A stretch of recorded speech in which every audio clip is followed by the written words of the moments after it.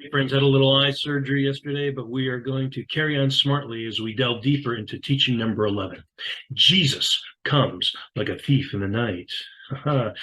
We're going to delve a little deeper into some rapture theology. Now, the teaching of the rapture states that Jesus will return before his second coming and take believers, both those physically alive and those who have died in the faith, out of this world, sparing his disciples from the great tribulation. And then God pours his wrath on those left behind.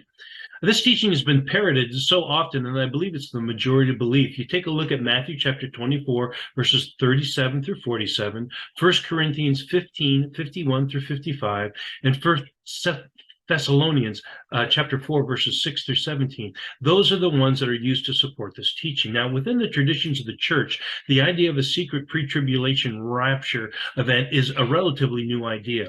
It was formulated in the mid-19th century by a Plymouth Brethren pastor by the name of John Darby. And before this time, there's no mention of such an event within the annals of church history. There is no other scriptural support for this idea. And those three passages cited, they can also be interpreted to refer to the second coming only. Now, consider the teaching advocates two second comings of Christ, one to rescue believers from the tribulation and the other to bring judgment upon the world.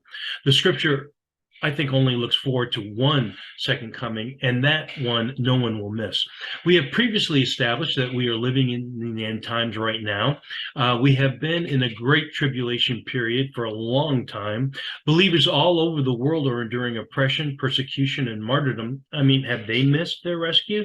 We've considered the nature and of the wrath of God, and if God is going to smite sinners, well, what happened on the cross?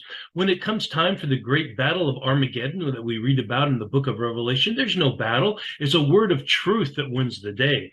There's only one resurrection, not one for the righteous dead and one for everyone else. In the description, there are two links for you to consider that will give you some more detail. In the links, you will be introduced to Matthew chapter 24 in context of the Noah story, where getting left behind is good and being taken, not so good. Also, the imagery of First Thessalonians is going to be explained, and it'll be enlightening for you. Enjoy your research, and you make up your mind as to what you believe. God bless.